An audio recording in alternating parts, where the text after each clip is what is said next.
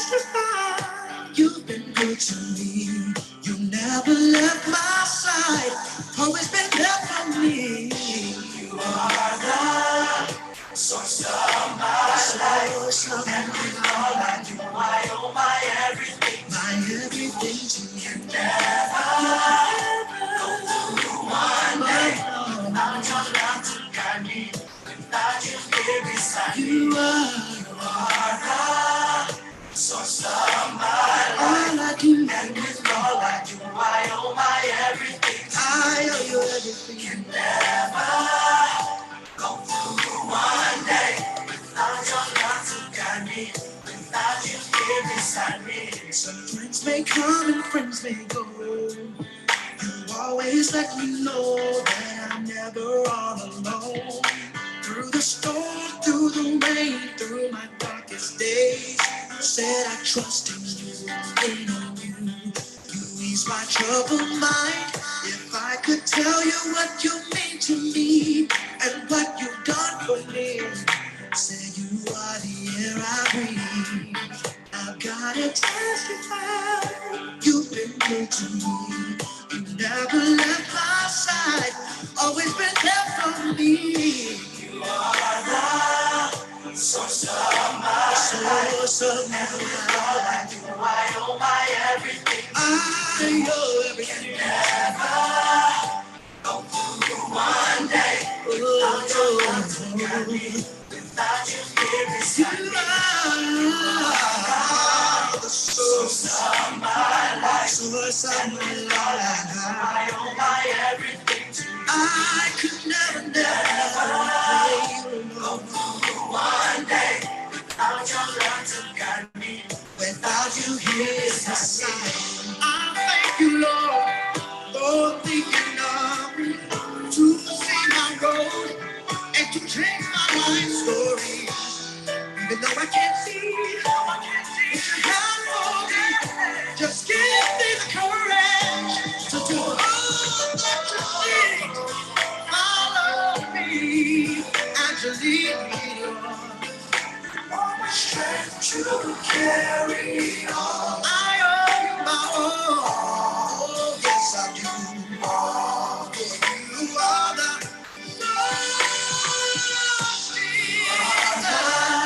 source of my life. And with all I do, I owe my everything. I can never go through one day without your love to guide me, without you here beside me. You are the source of my life. And with all I do, I owe my everything to you. Never go through one day without your love to guide me, without you here beside me. Well, good morning, everyone. Welcome to this morning's edition of Serendipity Sunday. I pray things are well with you, that you rested well, and as you rise this day to this day, the new day, the next day called today, that you are excited. For each day holds another set of experiences that come out of our experience, comes out of the things that we're thinking, comes out of the things that we're cultivating in our mind. So we're on a journey. This life is a journey, and so many of us are rushing to a destination. And I want to kind of talk about that this morning. Good to see you, Mama, Courtney, Felicity, Michelle, Cheryl. It's good to see you all this morning. I did not send a text this morning purposely. I just sent the email that goes out to those who have signed up on the list. So I'm going to begin to, by now, those who want to be involved know the schedule. And so I'm going to step back from constantly reminding people about what's coming, when it's coming, encouraging people to come on the line. It's time for us all to grow up and take responsibility for our journeys. And I want to talk about journey this morning. Because many of us, when we accept Christ, and many of us have done that years ago, and we did it with a understanding that you accept Christ as your personal savior, that you may avoid going to hell, that you may have the assurance of going to heaven, going to a place. And so what we've done over the years, we've evolved from that conversation to the realization that heaven is within, the realization that there's a difference between religion and spirituality. Spirituality is a lifestyle. Religion is practices that we take on that are inside of our social norms, group norms, and it's large group meetings that people come together and they're influenced by messages, messengers. But many times in the large group experience, you miss what the real experience is about, and that each of us is on a personalized journey. Now, when we go on a journey is not like a vacation. When we go on a vacation, we're so busy getting there, and then once we get there, we turn around and we come back. On this spiritual journey, you shouldn't be returning to the place you left. You should be evolving to another place, and that's what this journey is all about. So, as believers, as Christians, the journey that we're on is not easy. We have all kinds of situations and circumstances that jump off in our lives, and we must know that those things are for the working and the perfecting of our faith. Okay? The word tells us that God promises to work in our lives until the end to make us more Christ-like. That is, to have a Christ consciousness. So we must begin to realize that the Christian life is like a huge adventure with Christ, coming into the awareness of your being, your oneness of being. So on this journey, you take stops along the way. And you were here this morning at the Oasis. So you've taken a stop and it's at the Oasis where you stop to get a refilling. You stop to camp out under the shade, and you prepare for the next leg of your journey. And that's what Oasis Spiritual Center is all about, is being a place where you can come to within your own personal journey, that you can get refilled, replenished, and that you can move on to the next. You can prepare to weather the next storm. So we have to understand that we are on a journey. And one of the things when you're on a journey, there's some things you need to know. You need to trust in the Lord on the long game.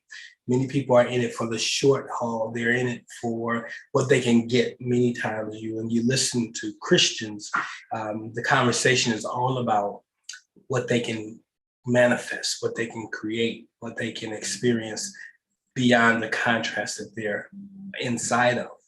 And so we have to be very careful that we're not quickly moving out of what we need to experience because we've created this experience. So this morning, I want to take a look at a couple scriptures that has to do with this journey and some of the things we must do while we're on the journey. And one of the anchor scriptures this morning is Proverbs chapter 3, verse 5 through 6. It tells us that when we go on this journey, that we must trust in the Lord with all of our hearts, that we must trust in the laws, the principles that we are exposed to, that we are that we espouse, and that we practice. So we got to trust in these principles, not from our head. When you have a head awareness, is not the same as having an overstanding. When you incorporate principles and practices in your life, that's when it gets to your heart, and it's the filter through which you take action. So it says us in Proverbs that we are to trust in the Lord with all of our hearts and do not rely on our own understanding. Under means beneath. So we have to have a higher understanding of what's going on, what we're being confronted with. And inside of that, it says that we have to acknowledge it in all our ways, and it will make our path straight. So you may feel like you're on a meandering path of life. You're here, you're there. But if you learn to lean in and you learn to trust in source, in God, it'll make your path straight.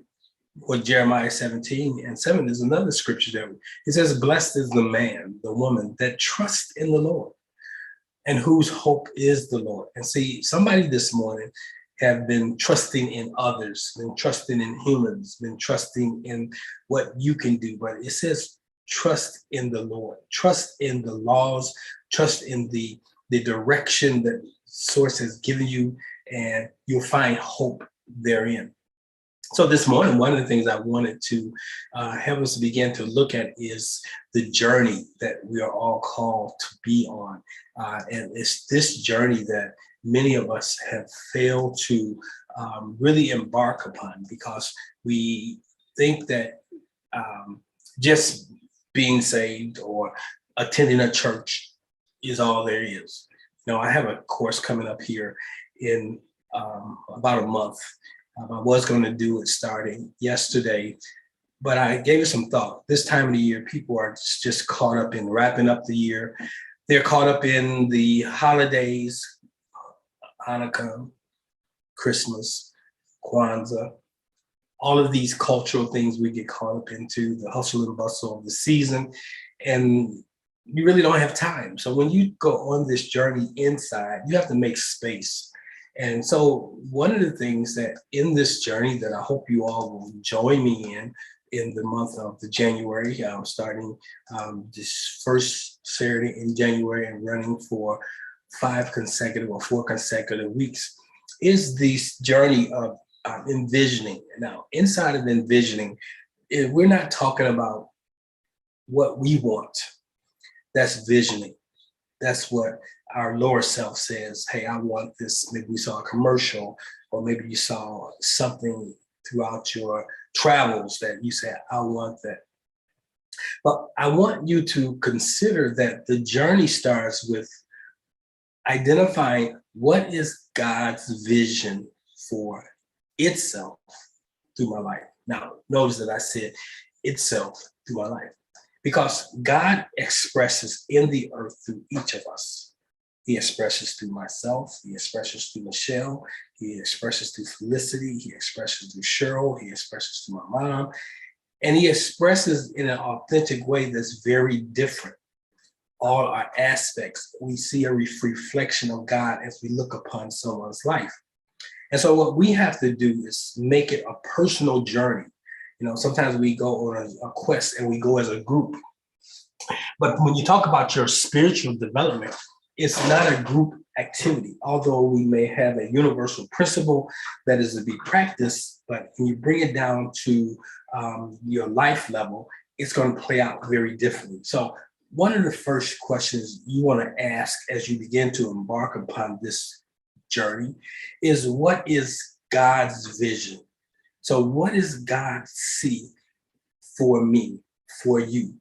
When Source and when you and Source had that conversation and you decided to come into the earth realm and you were born into that particular family, prior to coming into the earth realm, I believe there's a conversation that ensued. There was a vision that Source saw, and he saw that vision through you.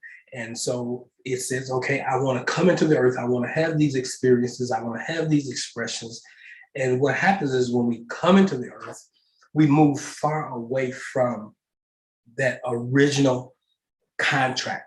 And so one of the things about spiritual development is to remember, to get back to, that is to ask yourself, what did I come here? So many times we will ask ourselves, what did I come here to do? What did I come here to be?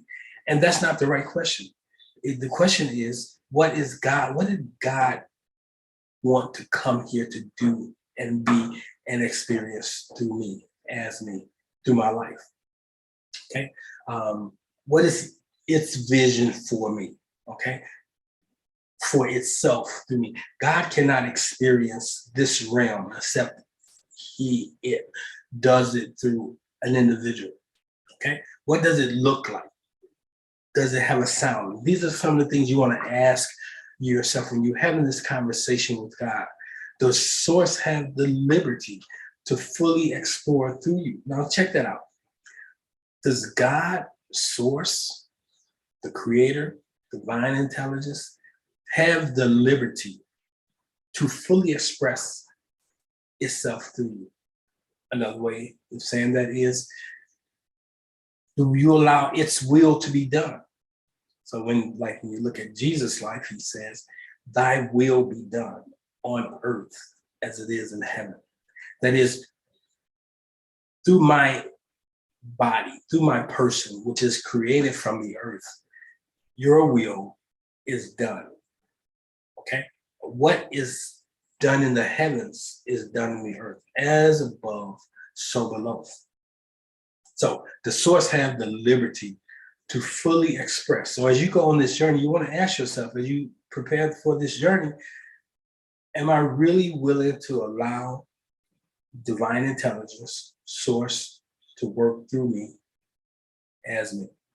And that's important, to fully express itself. So that's the first question on the journey. What is God's vision?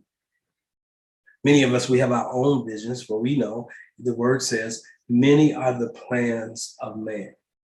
So we're talking about taking that sacred journey back to source from the perspective of where you are today, a fully grown individual, realigning, assessing how far you moved from, how far you off the mark. When we talk about being off the mark, we're talking about sin. So when we talk about sin, many times sin is a conversation that is held inside of judgments. But I'm not talking about judgments from the perspective of you failed, but missing the mark. How far away are you from what source wants to do through you as you? And that may mean for many of us being willing to let go of people, places, and things. So that's the first thing on your journey, is identify what is God's vision for your life.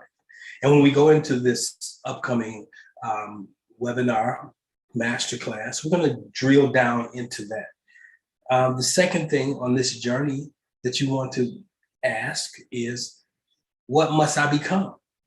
So you realize that you're not what you should be. Okay, what must I become so that God's vision that we talked about earlier for your life can be made manifest? That's important. What must I become? Or what must I, once I become it, I'm being that, what must I begin to express as? If we didn't have to become something, we would already be. And most of us are on a quest to be something that we aren't. It's not that we aren't that, it has not expressed itself, it's not manifested itself. What we are to be is already in us. It's like the seed, and we talked about the seed on yesterday, and how in every seed is possibility, is potential, a design to be its greatest expression of self.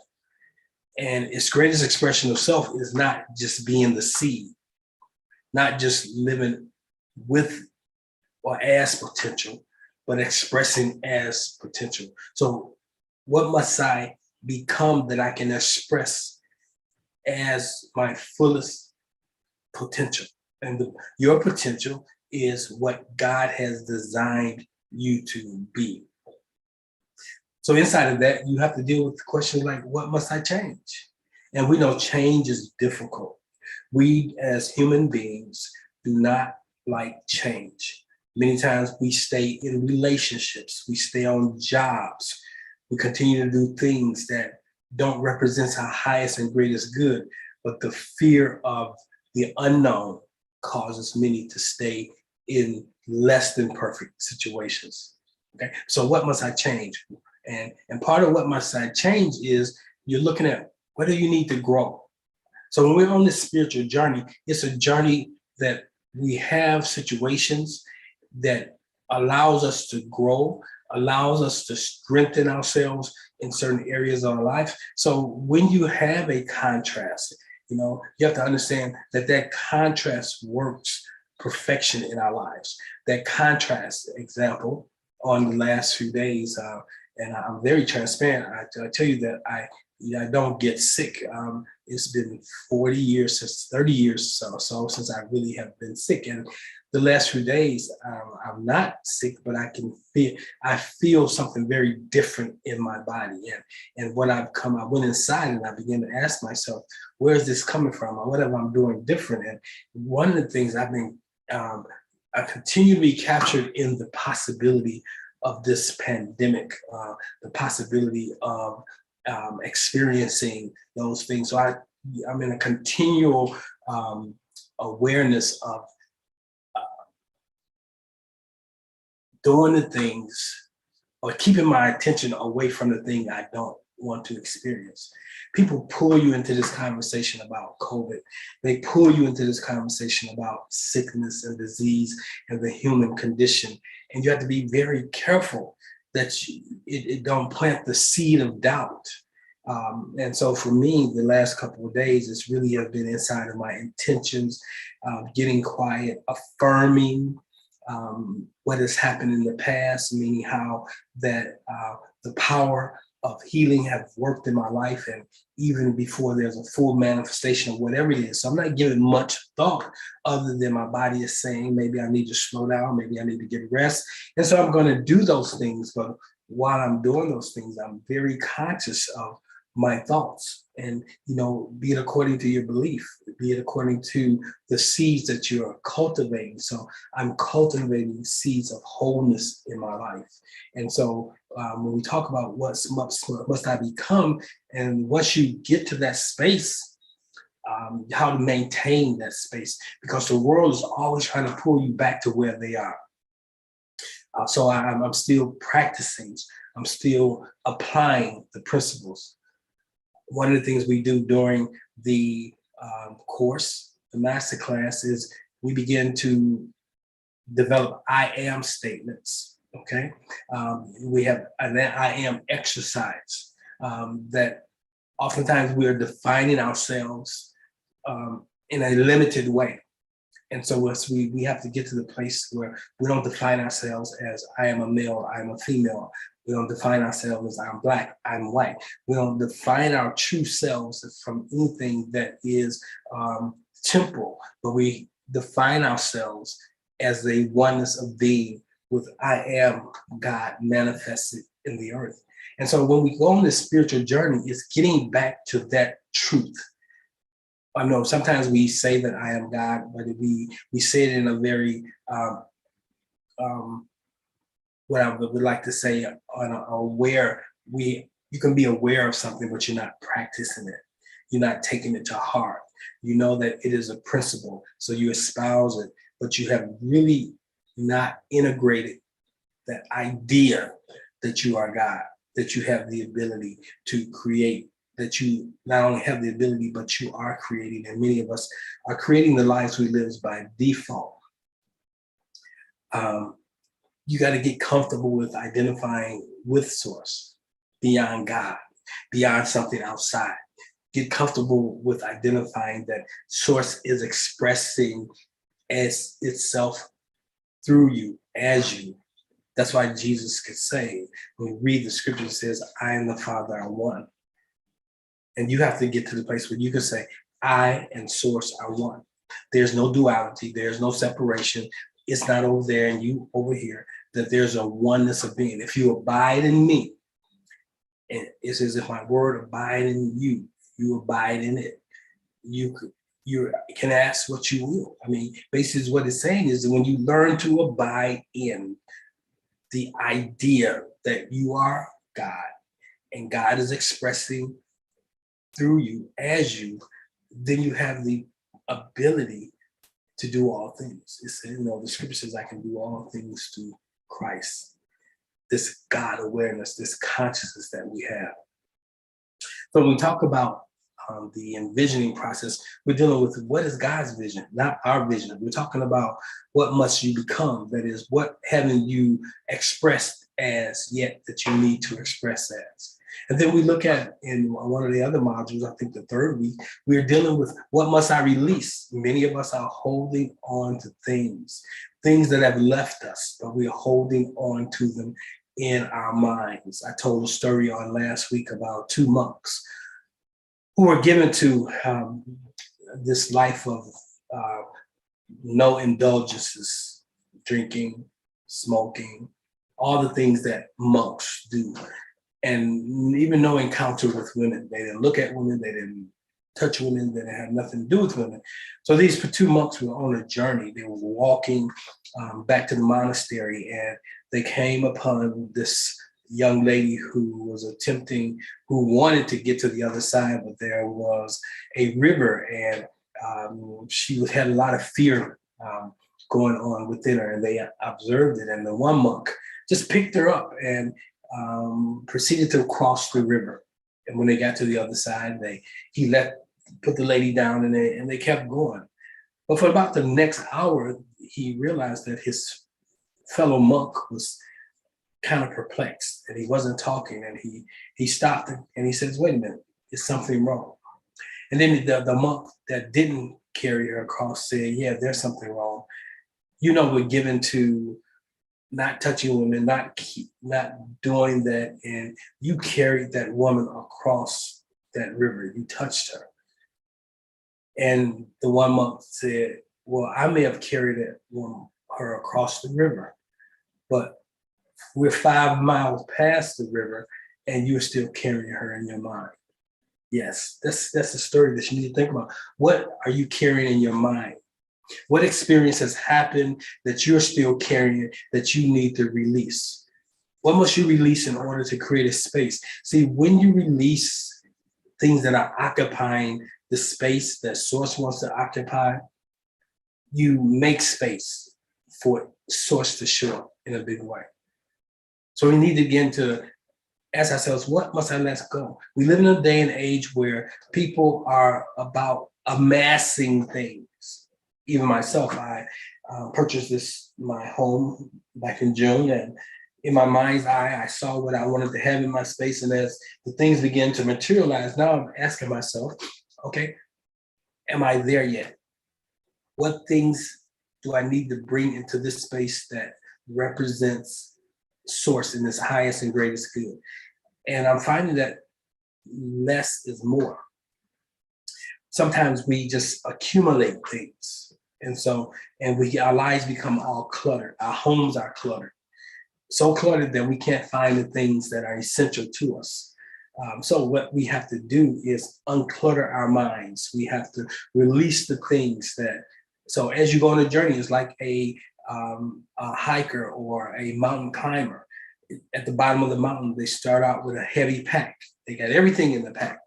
But as they move up the mountain, they start unpacking. Some things they leave at certain designated places. So when they descend back down the mountain, that they'll have those things. Why carry all the food to the top of the mountain when you can begin to disperse it along the way, so when you come back, it's there? Or sometimes we have accumulated things that will keep us from making the ascent to the next level because we're being held hostage to material things. And for many people, what I'm finding in the conversations that I'm having, the spiritual journey is cluttered with material stuff. Now, we live in a material world, but in order to really experience the material world in the most perfect way, we got to make sure we don't have material things getting in the way. Okay, so that means and many times when we are just visioning, we are accumulating things. When you are envisioning, you find that you're not accumulating things that are not necessary. You're not accumulating things that doesn't align with your highest and greatest good. So we got to begin to unpack, what must I release? Then one of the next module is we're going to deal with, what must I embrace? So you let go. Before you can embrace something, you got to let go of something. Sometimes people are trying to embrace a new relationship and haven't let go of the old relationship.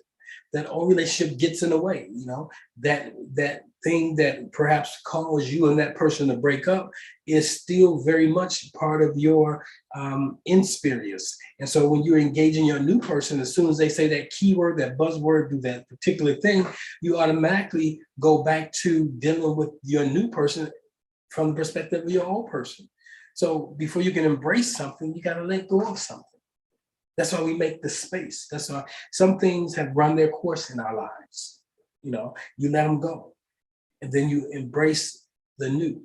Now, when we talk about embrace, it's to hold something. So we are holding on to things, and we got to get to the place where we release those things. So those things are really important as we embark upon this journey, that we begin to ask, what is Source's vision for me? Now, many times you can find out what Source's vision is when you by having your numerological chart done, your astrological chart done, some of these esoteric things that we do. And I know in the church, what we will lean into prophetic, or have someone speak a prophecy over your life. But you got to be careful with that, because many times when someone who is imperfect is speaking that which appears to be perfect, they could be speaking something that is not truly in alignment with what you're supposed to be, do, or have. But what I found, when you do things like look at your birth chart, when you understand that, with astrology, when you look at numerology, it's really interesting how true these things are. Now, do you live your life according to the numbers? No, you use it as a landmap. It gives you a sense of what you came here to do, to be, to experience. From the day one, when you come into the earth. I know in the African communities, in ancient times, they had the oracles. When a child was born, they would consult the oracle about that child. What did that child come here to do, be, or experience? And then the whole village was about making sure that child has those experiences, that they can get to their highest and best self. When they're going through something, they'll remind them that you were born for a time such as this. You were born, it was foretold that you will have this experience. And sometimes when you are experiencing things that are par for the course, are aligned with what you are to become, you can endure them. But when you're going through things and it seems like I'm going through another thing, sometimes you have a tendency to give up. So I don't want you guys to do that. I want you to really look at going into 2022 as a journey, okay? Going beyond where you've been, going to a place that you've been called to. Know this, your destiny is always tied to a destination. You can't stay where you are and get to where Source will have you to be. So the Philippians 1:6 tells us, he who started a good work in you will carry it on to completion. Come on now. Source has started a good work in you. It will carry it on to completion. You don't have to do it. All you have to do is be available, to be a willing participant on the journey, that Source can show up as you and work through you. Now, that's important. So Colossians tells us something that's very important.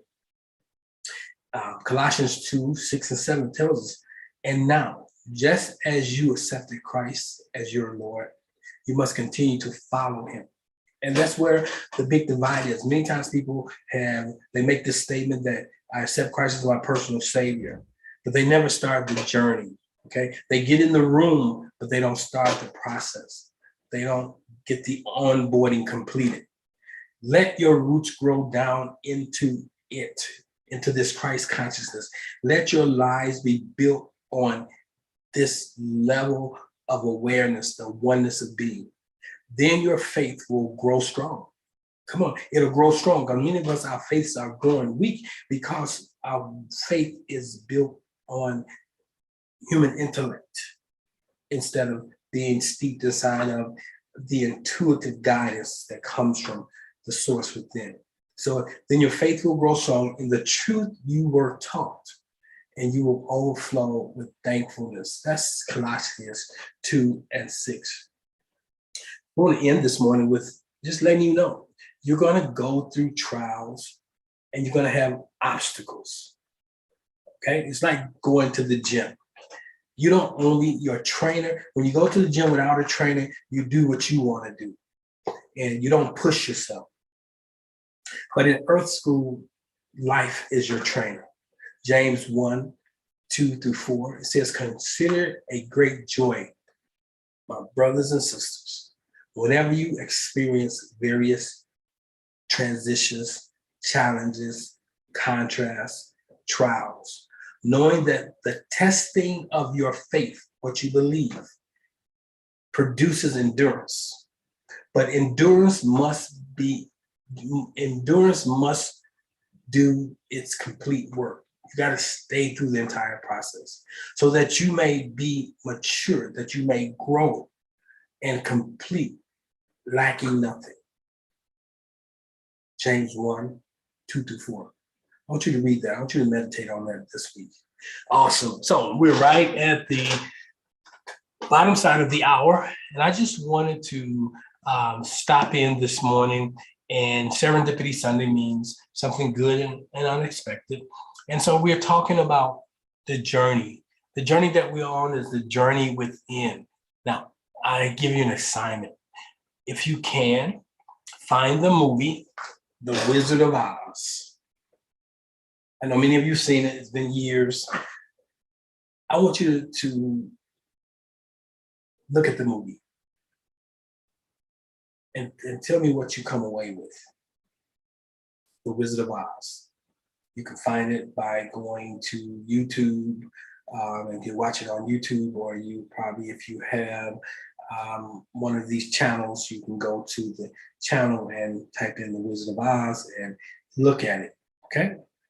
Now, Angela says, great points that you've spoken about staying in a place, a job, instead of moving on, clutter, clean up, get rid of stuff. Thank you for the motivation. Yes, so I don't just want to motivate. I don't want to inspire. I want to encourage you all to take right action. So now that you are aware that that resonated with you, hey, Angela, consider what things do you need to clean up? What things you need to unpack? And that's for everybody on this call this morning. What things that you accumulate in 2021? Maybe you accumulated a level of fear, with this conversation on the pandemic, you've accumulated seeds that foster sickness and disease. So you need to unpack that stuff, okay? Go beyond where you've been. Go to an unfamiliar place. And many of us, we go to the place of familiarity. We're around people we're familiar with. But when you're around people who you're familiar with and are familiar with you, many times the people that are familiar with you will commit the sin of familiarity. They don't see your greatness, okay? They've been so up close and personal with you. They have seen all of your expressions, all of your successes, all your failures. They see your humanness. They can't see your divineness, and they limit you based on that. Can anything good come from your family of origin? No. I mean, if it's up to them, it's no. Nobody else has done it. What makes you think you can do it? So you got to move from familiar places. You got to move from familiar friends. You got to expand beyond familiar conversations. That's important. Let me see what else I see here. Awesome. Let me look over on the YouTube channel to see if there's any dialogue there. I don't see anything over there. So that's my conversation this morning. So I want to kind of open up the line. Before I open up the line, I just want to make a couple of announcements. Monday through Friday at 6 a.m. Central Standard Time, we have a morning meditation. I do Mondays for right now because of my schedule. That's the only day I'm really available for the prayer line, and I really miss it. Even though I don't start my day with you all, I do still have that spiritual practice of starting my day with meditation and affirmation. So I encourage you to join us for that. Then on Saturdays, we have Saturday School. Come on out and join that. We're preparing for the January Masterclass, which is the Envisioning course. It only costs $22 for the entire 4 weeks. If you are a member of Oasis Spiritual Center, and if you are a consistent giver, it costs you nothing. If you want to make a donation, you can. But those who are supportive of this ministry, that is one of the benefits of the ministry. So I put the cost factor on it for those who are not part of the ministry, who are not supporting the ministry. then I make the ask of a simple $22. I don't do ministry for money, but I do understand that my time is valuable. And if my time was seen as valuable, then I would find that many of the things that I'm doing, I would not have to do, like work a second job. But until it gets to the place where we hit that critical point where value is found in what I say and what I do, and I'm supported by the ministry, then I do what I need to do. Awesome. Good morning. So I want to open up the line this morning. Let me go back over here. Okay, we got quite a few participants. Good morning, Minister Felicity. How are you doing this morning? I'm doing well. Awesome. I see your hand. Yeah. I thought I was just thinking about when you said about getting your place, and when you manifest things that have been in your heart, sometimes what it's about is really understanding what you said, that less is more. One of the big problems about lack and not having things is you begin to put too much importance on those things sometimes, and you don't realize, like, that's just God's good pleasure to provide for us, but the gift is the relationship with God and co-creating, creating our lives. But it's not, when something feels withheld from you, it begins to feel like this big important thing, but it's really not, so Right. that, yeah. So I resonated when you said that. So I was, it's so important that we seek the giver and not the gifts, that we seek to be in relationship, because the word says, the Lord is my shepherd, I shall not want. That means anything that I have need of manifests at the right time, in the right space, in the right way. But because when we focus more on the things, we oftentimes find ourselves putting the cart before the horse, and we're doing the things we need to do. And that just comes to mind. I was looking through your book on yesterday, and I want to commend you on what you put together. Are you going to consider making a smaller version, like a copy that can be carried with the individual, like a pocket version? Have you thought about that?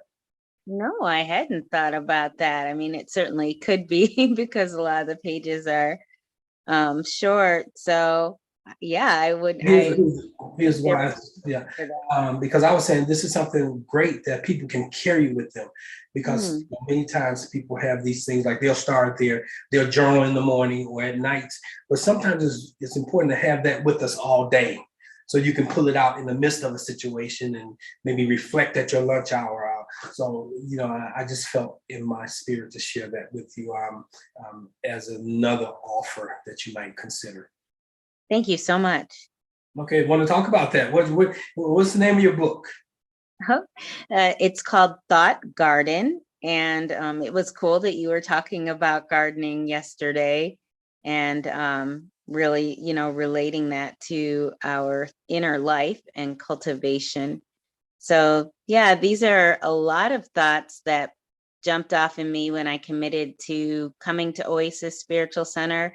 I even quote Greg in it one time, something he told me in a coaching session, and different things. So yeah, it's very reflective of where I am thus far and the thoughts that have been brought to me. So how can the family get a hold of your book? So Thought Garden is available on Amazon.com. And if you put in Thought Garden and Felicity Joy, it'll be right there. Thank you. Appreciate that. All right, you guys go to Amazon. Let's support the work of our very own Minister Felicity. We'll have a conversation around that in the near future. We can talk about that. Okay, good. Good morning, Sister Angela. Since you were very participatory and you had made some comments, how you doing this morning, Angela? Good morning. I am very well. I feel like you was bowling down my lane this morning. Did I get a strike? Yes, you did. All the pins are down. Okay, good. So what is your takeaway this morning? What is source saying to you through this conversation, if you can share one thing? Source is saying to me to just keep moving forward. Stop the procrastination. Don't, if things are not going the way they should be going, there's no need to stick around. Just move on. Yes, no, I like that. And that's a word for all of us, procrastination. We put off till tomorrow the things that we need to do right here, right now. And so when you are putting things off, when you find that you are procrastinating, you need to stop, look, and listen. You need to ask yourself, why is it that I won't just do it? Why won't I move into this, get it done? Why am I putting it off? Is there fear associated with it? Is there past failures associated with it? So you want to ask yourself, what am I procrastinating? And so let's make that an assignment this week for all of us. Identify areas of your life or something in your life that you are procrastinating in. Okay, and it's going to come forward for you. And I want you to just write it down and reflect on that. Awesome. Thank you, Angela. You are welcome. And Felicity, I have the book and I am really enjoying it. Awesome. Thank Awesome. you so much. I appreciate that. If you desire to leave that on a review on Amazon, that'd be amazing. Yes, ma'am, I will do that. Yes, and we have to learn to support one another. And sometimes support is simple as making a comment, like Felicity said, to go to the reviews and make a comment. And you'd be surprised, that's oftentimes more valuable than the purchasing of the book itself. Good. All right, awesome. Oh, let's move down here. Good morning, a long-time member of Oasis Spiritual Center. Brother Allen, how are you doing this morning? You have the mic, young man. Hello? Yes, sir. I can hear you loud and clear. How you doing, Allen? Oh, everything is well, sir. How are you today? Good, good. How's your brother? He's good. We're doing good. Good. How's Pops? Pops is Pops. Okay. I know exactly what that means. Good, good. So what's your takeaway this morning? What did you tune in to and what really stood out for you? Anything in particular? I think the clutter part more than anything. I think with so much just going on personally with me and there's so much clutter that sometimes I'm just carrying clutter. So I just really today feel that maybe I should think on some things and really just mentally throw away some things. So that's what Yes, yeah. Let me ask you a question. I know one of my first supporters of ministry was your mother, Rosetta. Do you still have her apartment, or is what's going on up there? Yeah, actually I'm in her place now. We're just actually I'm just gonna say, for the lack of a better word, we just have to get it together. But I believe that Source has already given me wisdom on what to do. And a lot of times when you have a death in the family, you also have challenges from outside sources inside the family. So Yes, and everybody knows that. So let me ask you, how long ago did Rosetta pass, your mom pass? it's been 4 years now. Wow, time goes. So here's what I want you to look at is what things is it time for you to let go inside of the house? Because sometimes what I find when we have a loved one who passed away and we take on that space, we don't, we allow the space to remain the way it was instead of the way it should be at this present time. There's certain things that it's time for you to let go, and when you let go, it's going to help you with the grieving process. It's going to help you to move on and integrate the reality of her physicalness being gone, but her spiritual essence still being present. So think on that, okay? All right. I think I guess want to say thank you for that, because one of the things that has occurred to me that we have pretty much, for the lack of a better term, I cleaned out her place, but there's still stuff that's lingering. And that's part of the decluttering, because what you say, less is more. Okay. So, so yeah, some stuff needs to really, really go just so that we can move forward. So I think. Yes. And it's the procrastination inside of that I want you to look at, okay? All right, appreciate it. Awesome. Because there's some things that we know that God is going to do, but God works as itself through us. And so what we're expecting it to do, it's going to be done through us. So take on the work that is to be done by yourself. Okay? Got you. Awesome. Thank you. Good morning. Okay, good morning, Pastor Clark. How are you doing this morning? Okay, good. If you can, unmute yourself. Good morning. Good morning.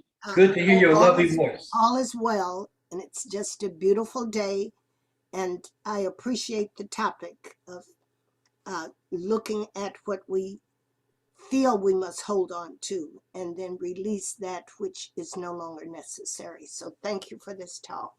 I believe you're probably the expert on releasing, being the most senior person in this conversation. And life itself, you have accumulated a lot of things, and over your life, I'd imagine you've had to release a lot of things.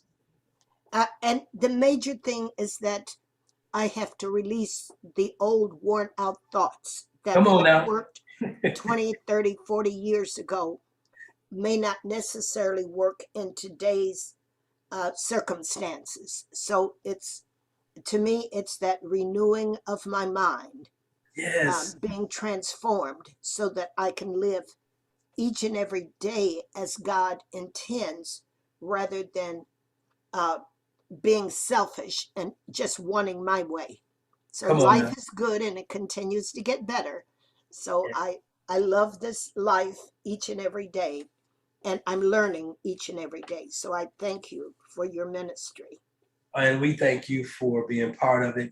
And so I really resonate with releasing thoughts that no longer serve us, releasing beliefs. And many times we cannot get up the hill. We cannot get to the next mountaintop because we're anchored to thoughts and beliefs that no longer serve us.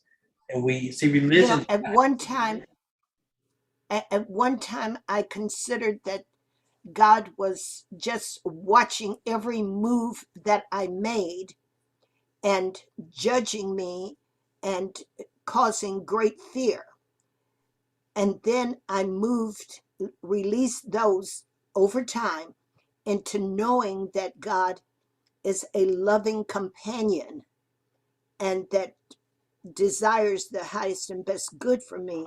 So what Reverend Felicity was saying, that relationship, that I understood that there was a relationship that God and I are partners in life, or God and I are one, and that what you said about abiding in God and God abiding in us, that we interact. And so each day I ask for guidance for this day, because even though some of the circumstances seem the same as they were 40, 50 years ago, they are not. They are different experiences, and I have to address them with today's awareness rather than what I thought earlier. So life is good and it continues to improve. So thank you for your ministry. Thank you. Awesome. Let's drop down to Courtney. Good morning. How are you doing this morning? I'm very well. How are you? Awesome. What's the weather like on the East Coast?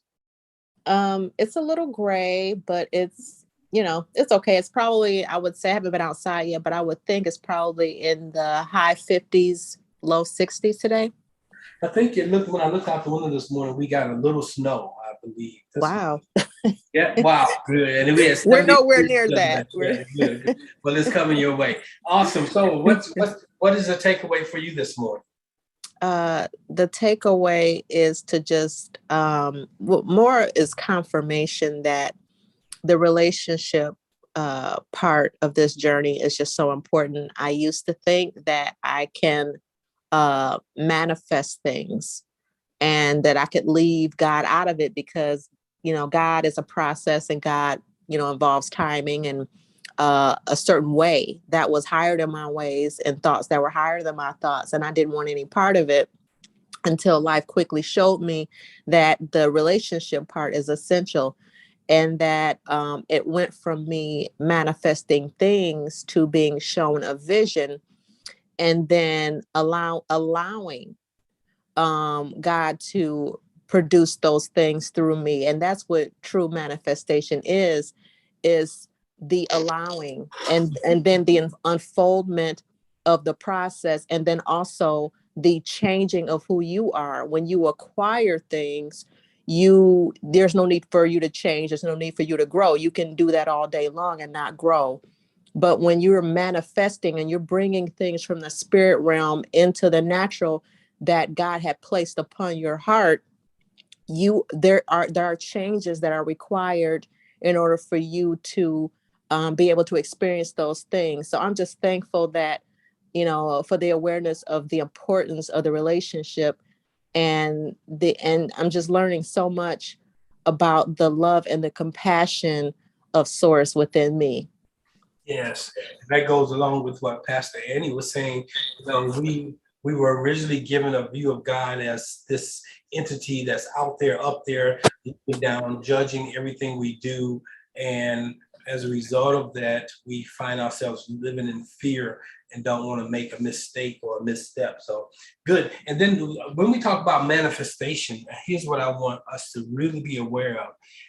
You can manifest from the place of what you want from vision, or you can manifest from the place of envisioning. And when you're manifesting from the place of what you envision, that goes with the scripture says that when you are asleep upon your bed, that God drops in on you, it's vision for you. And God corrects you, he instructs you on what steps to take. I think that's Job 14:33 or something like that. So what we have to understand, there's a vast difference between visioning and envisioning. Envisioning, we're moving from source out versus visioning, we're moving from outward influences in. We're living from the sensory realm. So we want to really be careful with that. Good. Well, thank you for sharing that this morning. I want to ask a couple other people this morning. Good morning, Mom. Is there anything you want to share this morning? If you're available to share anything, you have the mic. Okay, maybe she's not in a position where she can. So I'm going to move on to the next person. Good morning, Sister Cheryl. How are you doing this morning? I'm doing well, thank you. How are you? Awesome. Good. What is your takeaway this morning? Get rid of the clutter. Awesome. So you know what that means. You're going to take it to action, right? Immediately. Okay, good deal. I see another long-term time member here. I want to stop in and check on her. Good morning, Michelle. How are you doing? I'm good. And yourself? Excellent. You were in my spirit Thanksgiving. I know this is the first Thanksgiving that you had to experience your husband, your longtime marriage. Was it 30 some odd years? How long were you married? 22 years, but we were together for maybe 30 years. 30 years. Mr. Calloway, he passed away earlier this year. And so he was in my spirit. And anybody who had a loved one pass away this year, know that when you hit time like Thanksgiving and Christmas, you may think you've made it through it.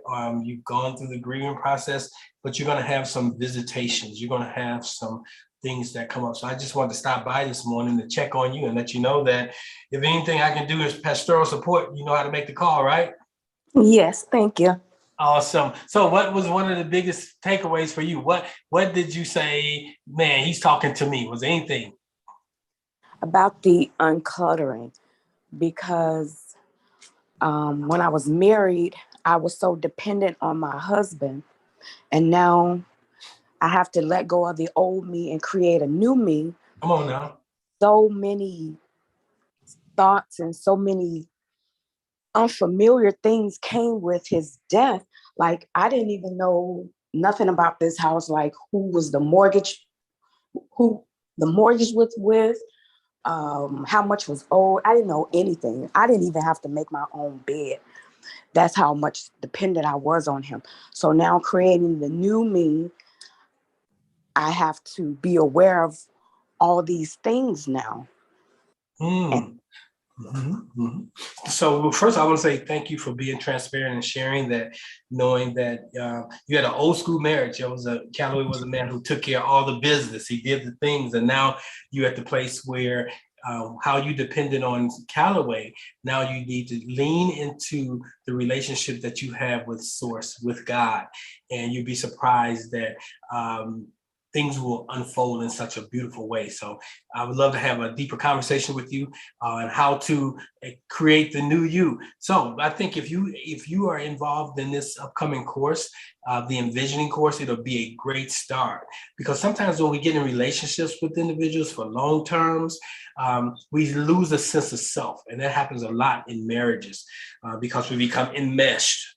We take on a hybrid of one another, and we lose the essence of who we are as individuals. So that would be something I would highly encourage you to do. Okay. Okay. All right. Thank you for sharing. It looks like I made it through the list this morning. Again, I want to thank each of you for joining in, for sharing. If this ministry has been a blessing to you, be a blessing to it. And that's all I have to say. Go to the website, oasisspiritualcenter.com, and there you'll find the various platforms. If you go on the giving, you'll find the platforms by which you could give. And if the platform is there that you is not there that you want to use, feel free to give me a call, and we can make sure that we make space for your gift to get to us. All right, you guys have a wonderful day. Yes, yes. Pastor, can I just say, I don't know if anyone else has noticed, or if you've noticed how much better you sound since the conversation with us. I think it was probably a part of Source's vision that, your message would be short and we would get to have the dialogue, because you sound amazing right now. Awesome. Thank you. And I know going back to Serendipity Sunday, it was about 30 minutes or a brief presentation, and then really have some real-time conversation. And I kind of drifted away from that. So it's not about information, it's about conversation, it's about exploration and real-time sharing. So I appreciate you all coming forward, sharing. It makes for a powerful experience. Thank you, Felicity, Minister Felicity, for that. And we're going to see more of this transpiring as we move into 2022. All right. So I'm going to close this morning with the song that we were listening to at the top side of this morning. And it's Antoine Stanley, You Are the Source. Pay attention to these words.